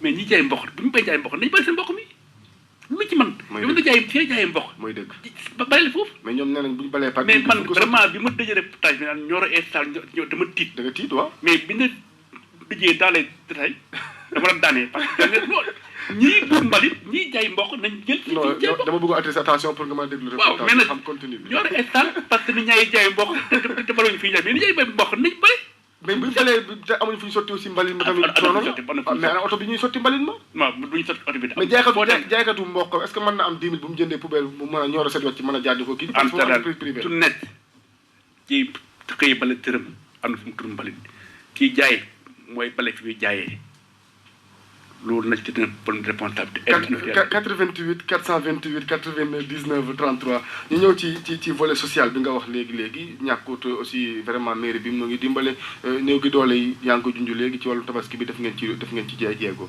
11 millions lu am solo la 1 million 500 000 88 428 99 33 mbokk asalaamaaleykum autorité yi ci quartier bi mu jàppee Mbaye Diaw mooy chef de quartier bi Mamadou Sall conseil municipal la El Hadj Ndon mooy président conseil de quartier bi ajuma ji passé lañ fi mujj benn mission moo bàyyitoo Dakar ñëw fii fekk ma mairie jël ma jël les chinois jël le technicien ñu ànd fa pour la deuxième fois de ñu fay dem je prends à témoin Mamadou Sall prends à témoin Ndon je prends à témoin aussi le chef de quartier Mbaye Diaw dem nañ fa aju bi passé lañ fi mujj entre nag fa ñuy jour ba ñu fay demee ak ba ñuy defalee réalisation ñoom ñuy xool les études foofu noonu muy wax jusqu'à présent c'est pas réceptionné mission de contrôle bi daf ne lu ko réceptionné parce que foofu dafa am ay failles il faut que les Chinois rectifient foofu dafa am erreur mission bi dafa bañ a réceptionné. doon ñun dem nañ fa ñu koy suivre. merci. leer na ñu dem ci volet social bi nga doon wax léegi 11 millions 500 mille yi kumba am de kumba amul day amu ci yem. xam nga kumba am day amu ndey loolu moom je pense que bénéficiaires yi mën nañ tontu. ndax lépp loo xam ne yow day fay jaar trésor. signé. yow boo jël dañuy signé. loolu mënul amatu ndey atuma amul ndey. l'essentiel mooy ñi nga xam ne ñoom. xam nañ ne soxal nañ ko jël nañ ko ñoom xam nañ njëriñ ñi. mais ñun amul amul ndey amul ndey. am na ñoo xam ne sax tey boo laajee madame John. yor service social. mooy joxe liste bi. ñun ñu proposé benn liste boole yëpp. ñu dem ci culture commune Nioro lu ngeen ci def. aada ak cosaan. commune Nioro liñ ciy def pour le moment mooy. li ñuy ñaan d'abord mooy acteurs culturels yi nañ boole. ñu booloo message bu am solo la. tey am na démocratie fii. am na Malabar famille yi. am na ñeneen. mais les activités sont dispersées. te ñi nga xam ne ñoo gën a sës. ci ñun ci ci gis mooy Malabar famille yi ak démocratie. à chaque fois manifestation buy am. ñun dañ leen di jox ci subvention. ñaata. ça dépend rek. ci montant bi ne ci budget bi. je pense que daaw au moins amoon nañ 1 million. 1 million ñaata je ne sais pas jàpp ma doon ci biir. ok jàpp ma en tête. mais buñ booloo woon nag ñuy wax lu kenn man ñaar dax il faut que acteurs yi booloo ñi nga xam ne def benn manifestation annuelle. en tout cas message bu am solo la. waaw kilifa te yi bon li aussi maa ngi ciy profité di féliciter aussi Malabar famille yi. ak seen démarche yi am nañ financement. font des activités culturelles urbaines. ba ñu financer leen studio d'enregistrement.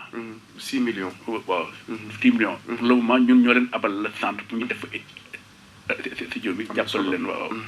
mais juste monsieur le maire bu ñu taxawee tuuti rek benn point par rapport ak culture bi parce que ñi nga xamante ñoom ñooy waa démographe li leen gën a jaaxal mooy ba ngeen toogee daaw ca mairie ba ak conseil yëpp ñu toog ne li leen di jox Malabar famille jox li waa démographe ñoom ba ñu jotee seen xaalis mu toll ci 200 000 francs da leen bett parce que dañu ne li ñu leen di waxoon ne loolu ngeen di jot xaaj ba sax jotuñu ko. la ñu waxoon mooy lan. waaw parce que nee na somme bi leen annoncé woon ne loolu leen di jot ba conseil ànd ci. bañ ñëwee ba enveloppe ba ñëwee 200 000 lañ ca fekk. non conseil yi li ñuy ànd mooy le montant global mais la répartition loolu c'est pas un problème de conseil. peut-être ñoom mën nañ jàpp le montant global bi ñu fàtte ci budget bi. ñu foog ne moom lañu war a jot. te acteurs yi dañ bëri. te lii gis ñun dañuy jouer un système de solidarité. am na ñoo xam ne tey bu ñu leen toppoon duñu am dara parce que amuñu récépissé bu ñu appliqué woon les textes. ñoom mais nag am na ñoo xam ne am nañu récépissé par le biais de la récépissé. ñoom mën nañ jot financement. ñoom waxtaan nañ ñoom nee na fexe financement bi ngeen jot. nañ fexe ba ñii ak ñii am ci lii. bëri nañ ñuy wax ne place publique Mamadou Wade gi place publique ko tuddee. mais dañ ko place publique Mamadou Wade. waaw mais dañ ko privatiser. parce que mairie bi day fayeeku ku fa bëgg a jouer mairie bi da lay fayeeku. oh attends waaw. loolu aussi. Moustapha ma leeral. waaw ñun dañ bañ sax ba nga xam ne duwul n'importe quelle manifestation la ñu acheté foofu. képp ku fay def loo xam ne dañuy ut xaalis. dañ lay laaj lan day def. bu fekkee nit ñi dañuy fay. ñi xam ne la fay def. du yàq matériel bi. ndax foofu si dafa sensible am na lamp yoo xam ne mu ngi ci suuf. am na fleur yi. boo fa defee boo fa def loo xam ne nit ñi dañ fa ñëw di fecc di ci dañuy bañ sax di la jox. ñu fay def conférence la ñu di abal. moo soo gis du fa def conférence ñu fayal la. mais nag booy def manifestation boo xam ne dañ ciy am xaalis. mais dina man dafay mais rajo RIP FM def na manifestation fay te ñun defuñu utuñu xaalis. ba manifestation 31 décembre bi passé. loolu ñun yow. ah mairie ba signé kayit yi de. ah déet mairie lañ signé kayit yi te man ak benn élément rajo bu ñëwaat nañu foofu. témoin la waaw. loolu c'est à vérifier. ok sport ñu dem ci wàllum tàggat yaram ASC yi ñu ngi jooy ne ba léegi jotaguñ seen subvention te xaalis boobu ñu ne du xaalisu mairie état moo leen ko jox te mairie téye ko ba léegi joxaguñ leen luy problème monsieur le maire.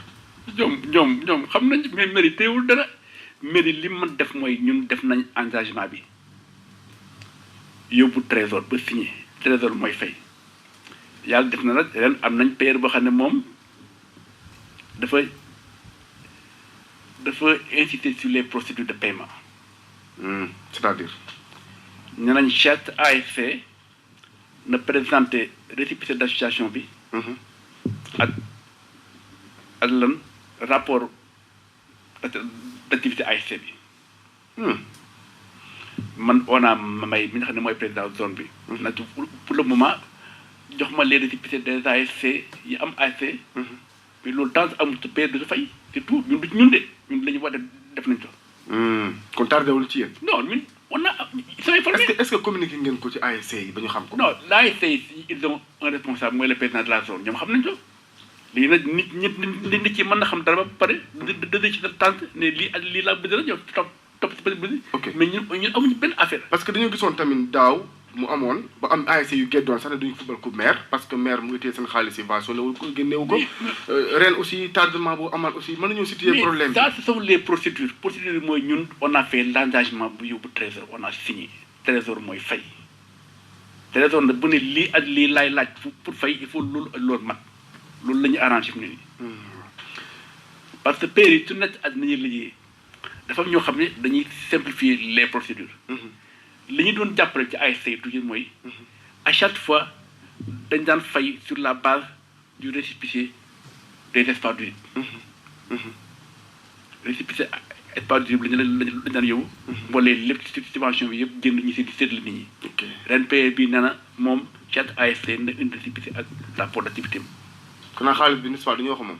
waaw mais ok moom xaalis aussi ak nay jënd xaalis bi du benn. ok moom xaalis dafa am yoon pour jënd xaalis bi. kanaa ren monsieur le maire ren coupe maire bi du ko pare na kenn comme am nañu fonds de dotation boo xamante ni c'est uniquement pour finaler ko ak yooyu noonu. moo suñ pare na coupe maire parce que xaalis amul ñun financé wuñ ñun defuñ benn parrain pour ut ci xaalis dafa am ñoo xam ne ay doom yu dëkk bi lañ. juróo ci dëkk bi. liggéey ci dëkk bi. ñu wan leen na jàppale wan leen ne ñi def lu baax fi ne jëm xam naa ko mooy Mathieu Montero mi ñu parrainé daaw ci. ci yaa tudd turam président bi waaw non damay leeral. parce que li ñu dañ ciy wax. man Mathieu sama rakk la. bi may nekk université def 4e année lay ñëw ñu def première année fa lañ xamante ma nekk son doyen à la fac. bi ma paree université laa koy gis ba ma nekk mairie Nioro ma dem julli ci jumaa ñu ne ma fecc fa ay tapp yu bees ñu ne Mathieu moo def lii école di tëj mu génnee xaalisam subventionné les écoles ma ne kii tey dinaa tu si jël pare na tubbi mu ñëw nit ñi da ngaa bëggoon mu gën a xumb quoi. non bu question xumb mais nit ñi xam to tuy def lu baax pour ñëpp baax na nit ñi dañ xam. ok kon le fait nga parrainé ko au fait utoo ci xaalis yow. da nga xaalis voilà ok kon leer na mais monsieur le maire diir bi nga ñëwee ba léegi ak état bu stade Nioro nekkee pelouse bi nu mu tudd sax tribune bi grille de protection yi monsieur le maire loolu jaaxalu la. non jaaxalu ma. ah bon non. tiitalu la benn yoon. non parce que dama ci def li ma ci war a def ba pare. comme lan loo ci def comme lan. jël contact avec le ministère des affaires ministère de l'État. fexe ba trouver marché bi ñoom ñoo choisir seen entrepreneur. entrepreneur bi ñëw commencé liggéey bi entrepreneur bi deful la war a def ñun li ñu man mooy signaler ko mais bu fekkee ñun dañuy bàyyi ñun ñu choisir ci entrepreneur duñ ci suivre seen entrepreneur bi nga xam ne moom la ministère bi choisiroon jox te marché bi moom mu ñëw deful son travail tey actuellement j'en profite pour saluer Diallo le nouveau chef service des sports ñëw na il a pris le dossier en main pour relancer l'entrepreneur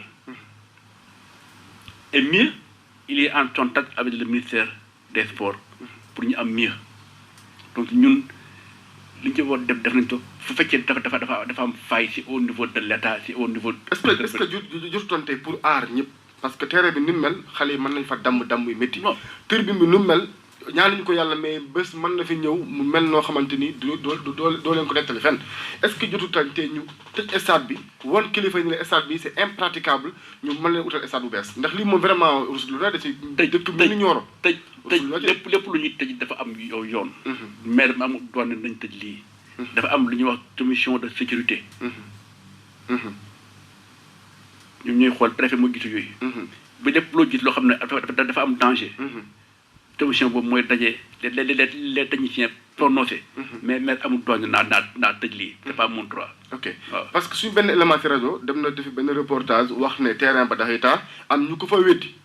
semaine boobu noonu yàlla ja taw marché ba fa doon football sax dañ ko arrêté. waaw amul leen sax yéen mairie bi leen benn loo xamante ni mën nga ko dindi ci gafaka mairie bi au moins wut benn topographe mu ñëw foofu xool fi nga xamante ni foofu la ñuy xale di footballé ñu remplir ko suuf ba nga xamante aussi ne monsieur le maire bu marché di football sax duñu mën a taxaw mais loolu ki nga xam ne tey moo yor marché boobu deful marché bi ñun li ñu man mooy topp marché bi. mais moom bu ko deful du ngeen ko defee nga dimbale xale di football. non tey duñ la fay sa xaalis ba pare dañ ñëw bañ a def liggéey bi ñi joxe marché bi nañ suivre l'entrepreneur mottali liggéey bi. te loolu le responsable des sports buñ ci. ok waaw sécurité bi stade. waaw ba léegi ñu ngi jooy parce que élément sécurité yi amoon na genre doom commencé na ay fan gisuñu ko ñu xaw koo jooy tuuti gars yi ñëw quelques fan après ba léegi gisatuñu ko def nga ci jéegoom. sécurité ban. sécurité gendarme foofu ci stade ba. non loolu zone xëy na zone bi la kii nii mais loolu liggéey zone non ñun vraiment nga dimbale au moins si kilifa yi parce que membre sénégalais nga bokk. chacun na def son devoir. waaw problème sécurité bi stade au niveau de la c'est au niveau de la zone. nangul naa la ko te yi seet ñoom ñu ngi ci dox. merci foncier Nioro coow la foofu la Nioro tey ku tudd Nioro tey ne suuf foncier Nioro causé na problème fu ne monsieur le maire lan ngeen ci def ba ngeen ñëwee ba léegi loo xamante ni tey dal na xelu askan wi pour au moins ñu mën a am ay dëkkuwaay xale yaa ngi màgg bëgg fu ñu tabax amuñu ñu ne Nioro jeexal na suuf espace fa nekkoon nee nañ dañ ko caxaree wax ji daal daanaka daal leeru ëllëmal na xelu askan wi bare loolu ngeen ci def monsieur le maire.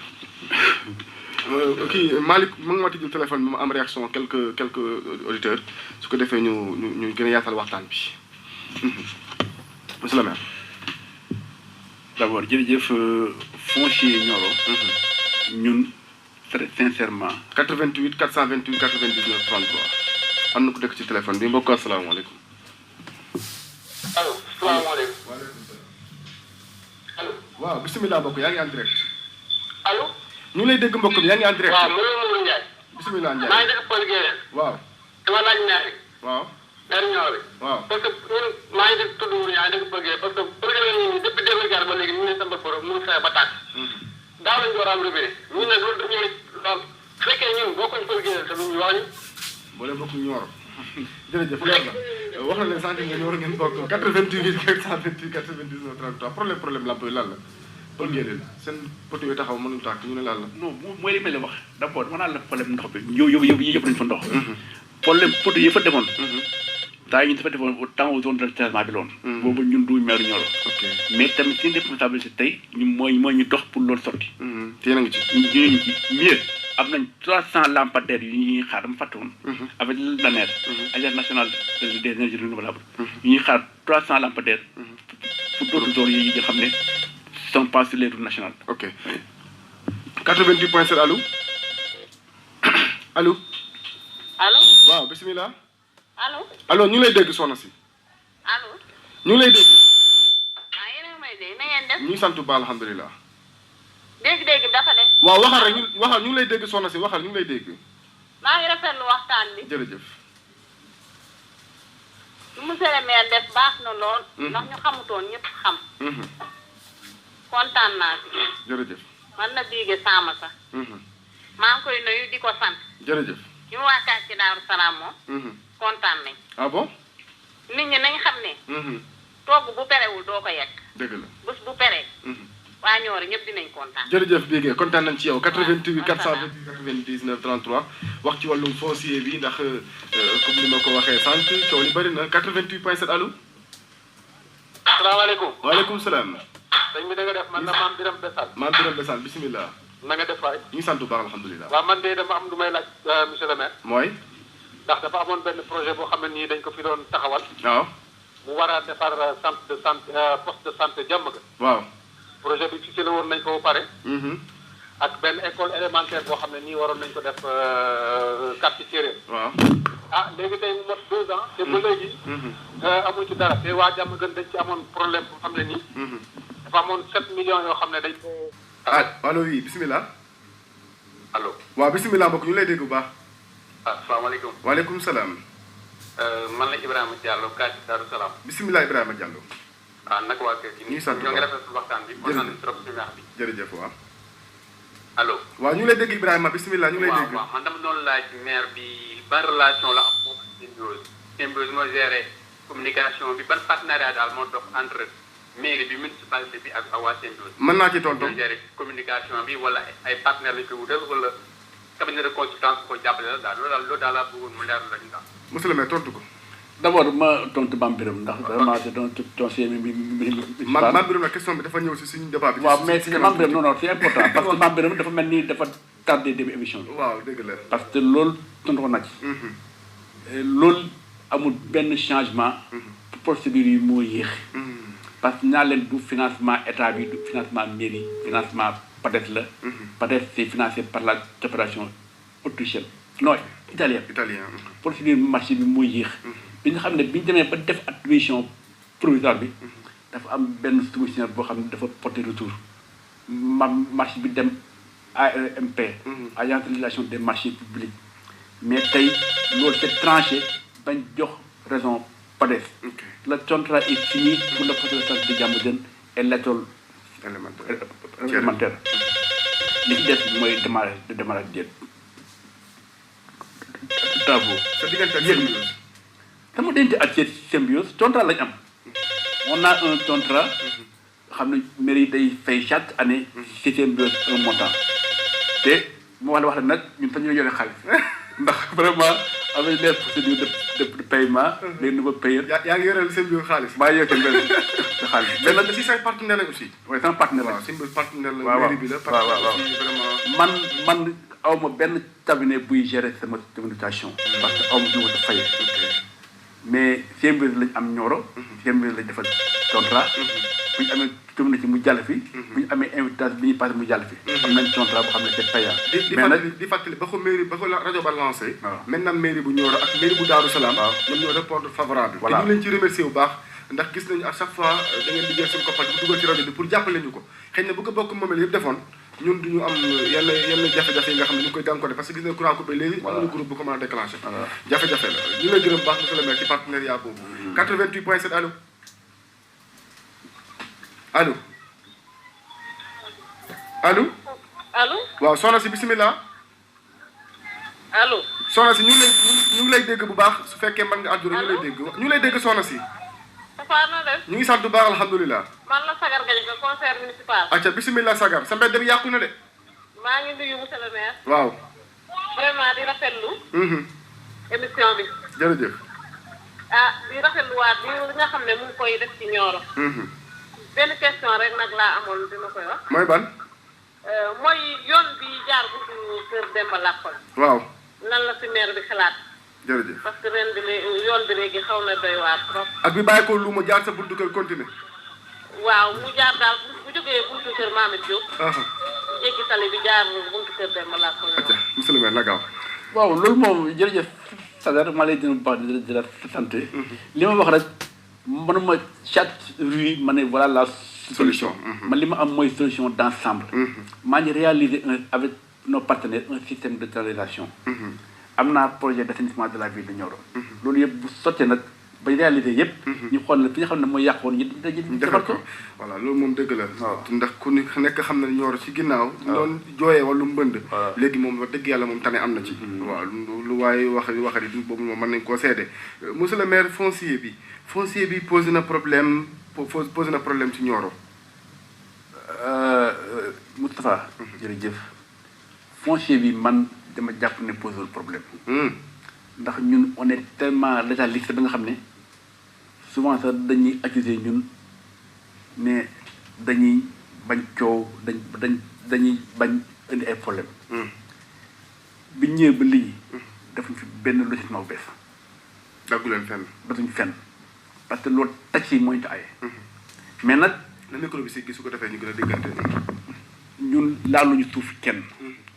li nga xam ne mooy les réserves yi nañu ci biir Nioro amul dara luñ ci laal ñun ton servé mais ton conseil municipal bi def nañ résolution recenser les réserves ba def ci résolution pour nit ñi dañ ko aar ñu tomb ci les chefs de quartier les conseillers de quartier ñi aar les réserves ndax réserve yi pour ëllëg la dafa fi benn si mais nag am na ay projets yoo xam ne sin dajante la ak yeneen communes yi waaw ndax Nioro dafa nekk la capitale départementale.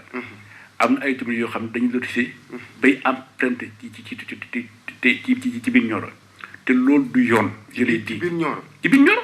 kon Nioro dafa am lu moom. non xam nga ma ne. dafa am acte 3 lu ñu wax.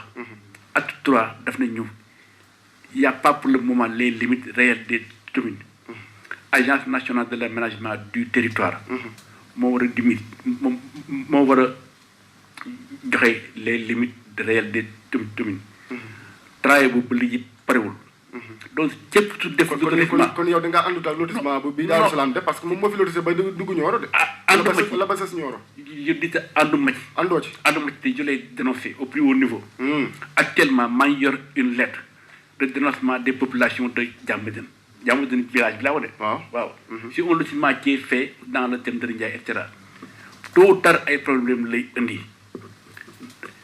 dajante Nioro ak Dafar kenn xamul fan la yem dajante Nioro ak Proxaan am fan loolu c'est un travail bu agence nationale de l'aménagement du territoire war a def. mieux loolu dernière visite officielle président Macky Sall. je l'ai dit devant lui naatu li nga def Nioro rafet na baax na mais il nous faut des mesures d'accompagnement. te loolu ci la bokk. benn mesure d'accompagnement bi mooy nañ élargir l'espace foncier de la commune. ok ma fi net commune chef-lieu de département. ay investisseurs dañuy bind ay lettres pour investir Nioro amuñu suuf bu ñu leen jox parce que bu ñu laal ñu ne fii suufu jàmbur fii suufu jàmbur mu indi coow. ok et ça c'est l'autorité administrative qui doit gérer ça. en tout cas man damay am mbetteel tuuti monsieur le maire bu ma déggee. fu ne nii problème mu Diamaguène bi. fu ne nii loolu dama ci am tuuti problème xaaral ma pare parce que jamono bi nga xam ne Diamaguène ñu ngi jooy pour. xaaral ma pare. lettre bii. laa bind le directeur de l'agence nationale de l'aménagement du territoire pour élargissement de l'espace foncier bi. c'est extrêmement important yàgg nga xaaw wax waaw mais ñun la laaluñ suufu jàmbur. liñ fi joxe ci ay parcelles lu desoon la fii. mu ne woon coow ñu seet lëtt mais laaluñ benn suuf. ok léegi nag mu am problème entre ay entre nit ak nit ñu am problème coow mais problème coow fii ak mi ay ñu ne tey mairie bi moo def lotissement bi te du yoon. xamul tax man dama mbetteel tuuti. parce que bu fekkee ne yow da nga bëgg a jël problème Diamaguène bu mu am nga bëgg ko nga joxe lettre boobu nga téye ko rek man dèjà man loolu man xaw na maa jaaxal tuuti ndax dëgg naa ay rumeur ñu naan Diamaguène ñu ngi demandé à ce que ñu bu ñu dugg mairie Nioro te am nañ ku leen si jàppale soo dégg nga tudd ko loolu est-ce que sama xel du ñaaw ci loolu. problème Diamaguène bi acte 3. document bi ñu defoon à la gouvernance de Kaolack. proposition élargie bi ñu defoon gouvernance. waaw temps yooyu l'autre l'ancien préfet de Nioro. ci noonu gouverneur Matam moo doon gouverneur Kaolack. waaw proposition yi foofu la ñu génne woon. pour Diamaguène dugg Nioro. bu dugg Nioro mais duwul ñoo def proposition bi. mais est-ce que jàppale wu leen quelque part aussi. mais ñun fi ñu mën a jàppale ñoom c'est leur vœu. Ça, c'est le vœu de l'autorité. Parce que wax jaa ngi commencé bëri aussi. wax ji ce qui fait foi mooy y a un document boo xam ne gouvernance la bàyyitoon ci toutes les propositions. ok loolu mooy phase 2. de l'acte 3. ok li ñuy wax la territorialisation. ok loolu moo des. loolu tant que sottiwul coow day am.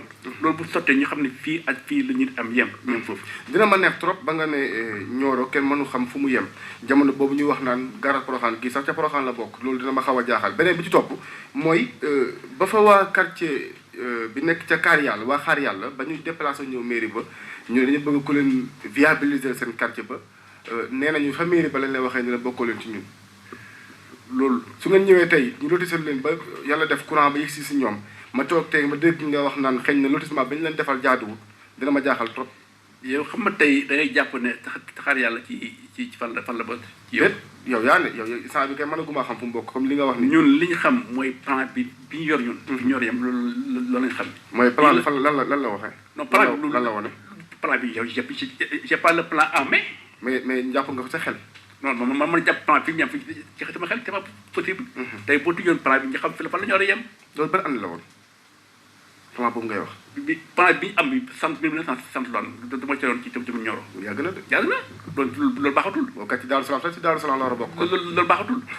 donc il faut que l'État fasse son devoir. ok kon problème état la. la deuxième phase de l'acte 3 il faut mu am. comme problème état la. problème état la. du problème bi yow ak mairie. non. ok kon loolu mairie bi nga xamante ni loolu ba lotissé foofu noonu est-ce que nekkul ci dëggam moom it. mais daal problème mooy. ba mu xoolee archives man yi fekk na Nioro fi nga yemoon ci atam. non ma ne. waxuma ne fii ak fii daal la war a yem wala fii ak lépp. mais li ma xam mooy. nee nañ bu kenn lotissé tant deuxième phase bi jeexul. ah mais ñoom it kii di ñu leen lotissé ñoom it dañ ko signé fu loolu seen responsable de ñoom ak ñu ko signé.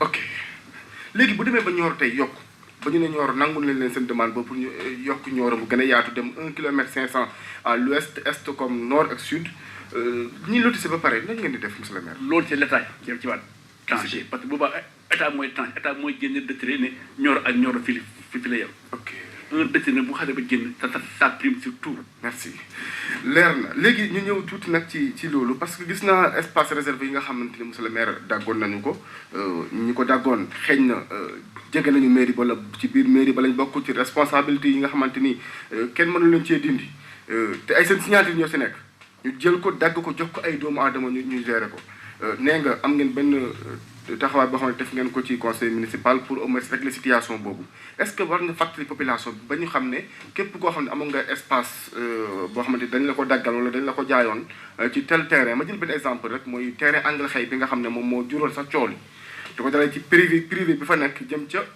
en face eaux et forêts yi gis nañu parcelle nekkul foofu yëpp da ngay xëy rek bu di borne yi ne baaxul. ah waaw. est-ce que kenn ci mairie ba ko bu. moo jiite dal ki ñu ko buddi. ñoo mairie man.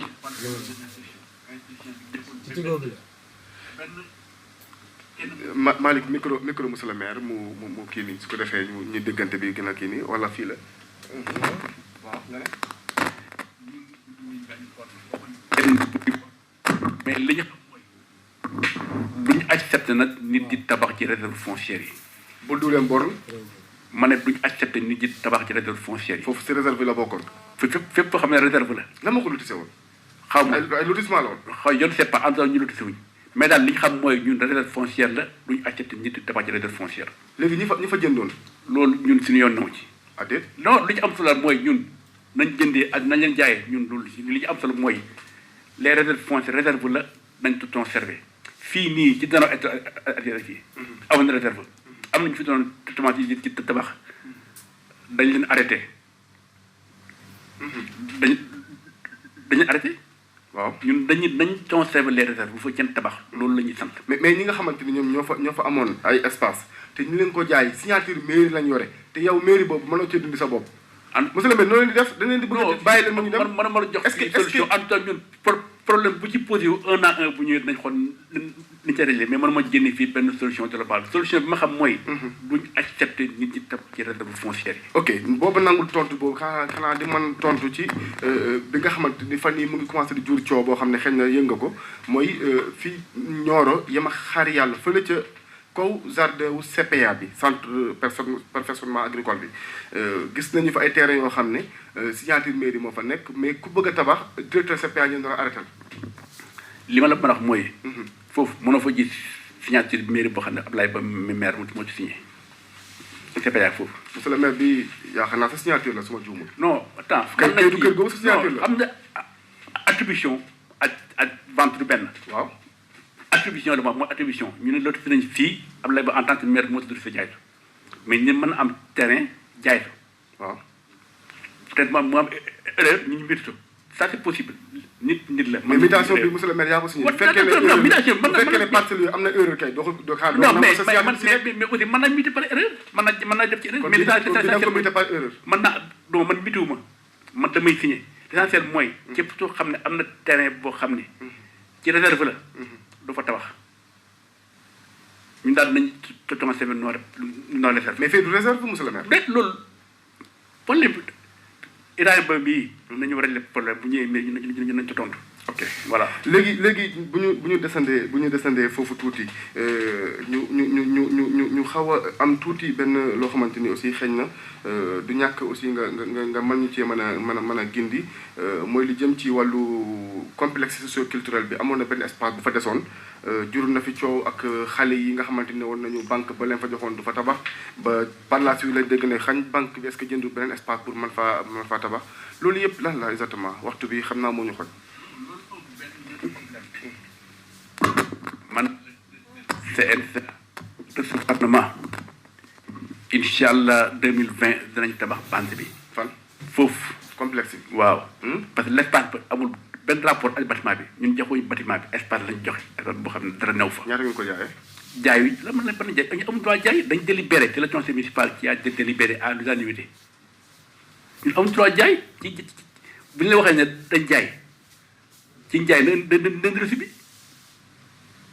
c'est le conseil municipal qui a délibéré à l'unanimité waaw loolu aussi CNCA mu xaw a yéex mais li ma ciy dolli mooy CNCA yéex na ñëw mais jël nañ contact ak Orabank Orabank certes pour le moment amul terrain pour tabax mais ñu ngi def ay démarches ba nga xam ne day tëjji fii guichet automatique képp am carte bancaire visa boo ñëwee mën nga fayatu fii je pense que dans 2 mois ou 3 mois loolu dana sotti ñu am guichet automatique de banque fii ñu Nioro et ça c'est dans les perspectives c'est important émission bi mënul jeex te duñ ñëw ci les perspectives waaw dinañ ci ñëw non parce que émission bi jeex santé waxaguñu santé émission bi mën a gudd a jeex heure bi foog ñu wax ci santé ñëw ci perspective bi monsieur le maire xam naa ne yàkkamti nga ko lu ñu dese si waxtaan bëri na monsieur le maire parce que dafa am benn question boo xamante aussi vraiment xam naa ne leerul il faut que ma osé ko wax leerul mooy problème foncier Nioro bi moom ni nga ko simpalee wax ji ni moom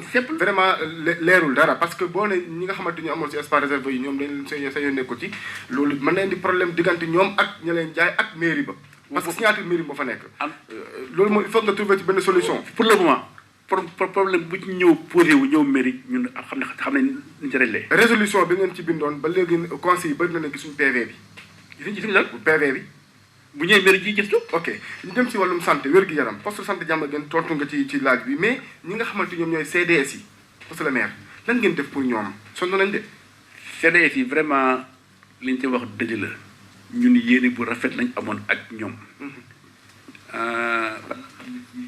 micro di fayee baaxul ci li ñu wax suñu yéene moo doon ñi jël en charge les CDS demoon nañ sax ba jox ñu document bi. mais li ñu téye pour le moment. mooy toujours li ma lay wax dafa am une donnée nouvelle. une donnée nouvelle mooy ñun dañ daan fay ci temporaires yi sur les fonds de dotation. mais cette année bii jubawuñ ak payeur ni ñuy fayee loolu. donc maintenant nous payons les temporaires sur les fonds propres. li nag fonds propres yi pour mu jël en charge les temporaires et les CDS day métti. mais nous sommes en train de trouver une solution. parce que li leen di compal ci wàllu ticket yee ak. waaw tuuti na ça c'est vrai mais vraiment nous sommes en train de trouver une solution ñu waxtaan ak ñoom. ok morgue bu Nioro morgue hôpital bi daanaka daal moom frigo la gars yi méngale léegi néew bu fa dugg ñetti fan mu commencé yàqu. voilà exactement ça aussi question merci loolu aussi parce que ni ñu bëri dañ naan morgue bi dafa yàqu dafa am benn. micro. morgue bi c'est vrai pour mu def nit pendant 3 jours day métti mais waxtaan naa ci ak médecin bi ñu trouver solution bi. solution bi lan la. solution bi mooy defar morgue bi lu yàqu seen dañuy defar jéeg ba léegi. non tax ñun buñ ci jotee ba léegi ñu trouver démb lañ mujj def benn réunion foofu au centre de santé malheureusement réunion bi amuloon ndax turam moo amuloon mais avec le médecin on va trouver une solution. ok léegi ñu dem ci wàllum li nga xamante ni moom mooy électrification bi ci mbedd mi gis nañu gars yi ngi gas pot lampe yi yàkkamti woon nga ko projet bi def nga ci lu ne pour Nioro leer. waaw projet bi Nioro moom incha allah dina leer. ndax mooy li ma wax léegi. fi fépp fu tali bu bees am. day am lampe bu bees même tali yi ñuy defar bu paree day am lampe yu bees. entreprise bi defar gis ngeen moom tax ñoom dañu anticiper. ba commencé gas. mais gas yooyu ñu bàyyi noonu tamit est-ce que monsieur le maire gis na tamit risque la aussi. ñoom des na bi fulde bu xoolee ci talu mag bi. mais bi jaar fii nii gars yi pax yaa ngi noonu. mais fii ba pare du. mais est-ce que gas de di bàyyi noonu tamit. micro am de. gas suñu fi tali bi warul am fi tali am lañ gas pour le moment. waaw mais fii pare du. fii parewul fii li ñu fiy def pour le moment mooy canalisation bi. canalisation bi lañuy micro sa micro bi dafay xaw a daw dawal gaaw ci perspective yi. d'abord li nga mébét pour commune Nioro fii ak mandat bi di jeex wala. mandat bi moom vraiment jeex na moom mandat bi moom jeex na. xanaa tey problème bi mooy li may wax rek d'abord. sant yàlla. ndax bu la fi yàlla bàyyee pendant juróomi at. yàlla may la à chaque fois. day jiite les réunions du conseil municipal. li ñuy wax di assumer ses responsabilités. loolu dañ ciy sant yàlla. dëgg la tey bu fekkoon ne élection amoon na ba mu war a am. xañ na tey terrain moo fi toog du man. dëgg la mais aussi vraiment ñuy gën a sant yàlla te xam ne. am na chantier yoo xam ne tees na. mooy ban ak ban. mooy bi ci ëpp solo. bi nga xam ne mooy assainissement. assainissement fu mu amul une vie saine mën fi am. mooy le plan d'assainissement de Nioro là. bi ñu war a réaliser en 2020. am na solo trop. xam nga aussi dañu amoon un chantier avec la brigade nationale des sapeurs pompiers. pour bu chinois yi ba pare. bâtiment yooyu yëpp.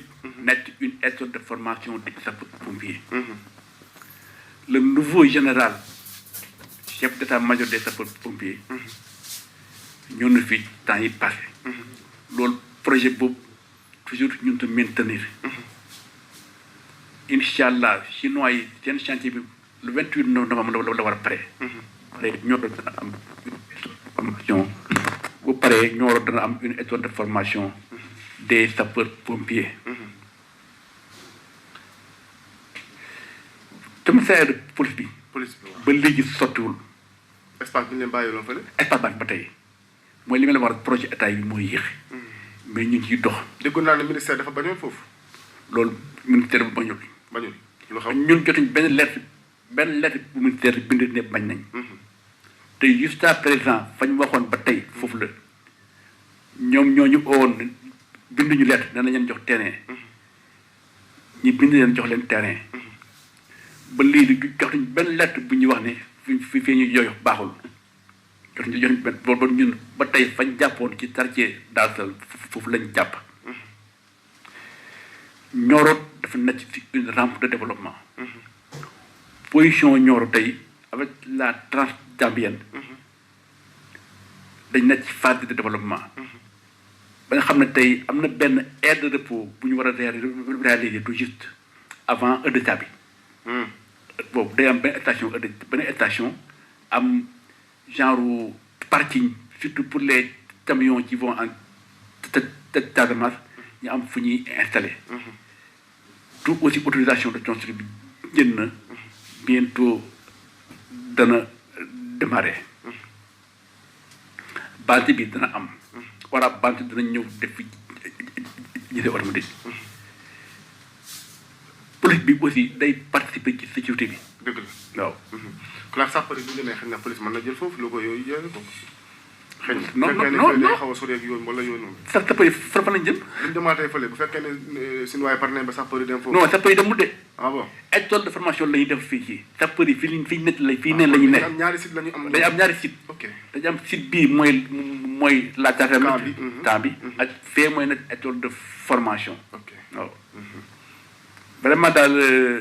moo nekkoon perspective yi quoi. moo doon perspective yi. incha allah dinañ ci taxaw. di def ci lépp luñ mën. encore une fois di sant nit ñi war a jeexul. dafa yow lay déglu saa bi. waaw boo jeexalee nga ne ma jeexal ko après su boobaa du tàggatoo. non yaay ak ci am na question boo posé. perspective laa doon xaar rek mu jeex. waaw. donc poste de santé ca jamono bii ça sera réalisé. on a signé le contrat ak école bi. ça c'est clair. le PACASEN. bind nañu lettre. nañu en 2020 am nañ droit à 56 millions. bu fekkee dañu remplir les critères de performance.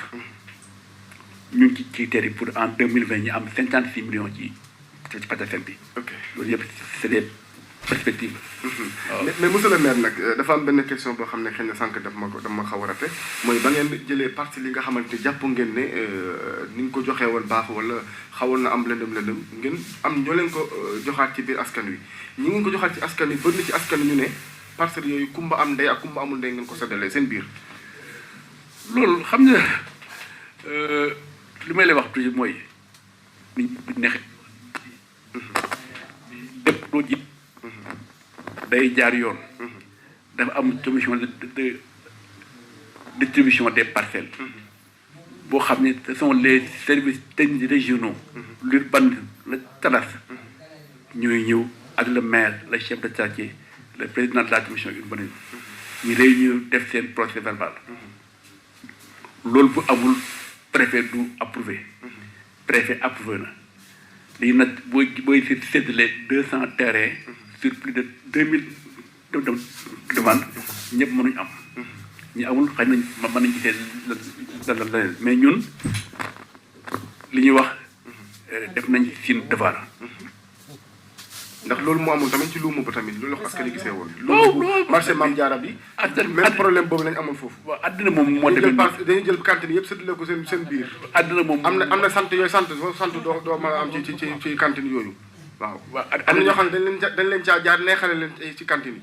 àddina moom moo am ci parcelles yi am ci cantine yi. àddina moo demee noonu mënoo def loo xam ne ñëpp dañ ci ànd. li ñuy def na dal suñu xel. li ñuy wax la conscience tranquille. waaw boo tëddee nelaw. waaw monsieur le maire jërëjëf ñu lay gërëm baax vraiment ci woysi bi ak nangu gi nga xamante nangu aussi leeral yenn questions yi. waaw soxal Nioro commune ak vraiment ci perspective yi surtout yi nga daanale ñu lay gërëm baax. donc mu tafa vraiment fi may jeexalee vraiment di sant nit ñi. di gërëm nit ñi. li mu waxoon rek mooy tey peut-être maa fi neexalee en attendant. mais mandat bi jeex na depuis mois de juillet. li may ñaan waa Nioro rek mooy ëllëg. nañ fexe ba bu ñuy am benn maire buñ ut maire Nourou Nabi jërëjëf. bàyyi xeer yi ngay sànni jërëjëf monsieur le maire Maodo Malick Senghor mi nekkoon ci technique bi jërëjëf mbokk yi nga xamante tamit jot nañoo jaar ci téléphone bi ñëw bokk ak ñun waxtaan bi ñu leen di gërëm ak ñi amul yéene bi tamit ñu doon bàyyi xel bi l'émission tamit sant nañ leen bu baax gërëm leen gërëm képp koo xamante ne bokk nga ci coordination bi mu ci xéewal sutura leen di ñaanal ñu leen dox jàmm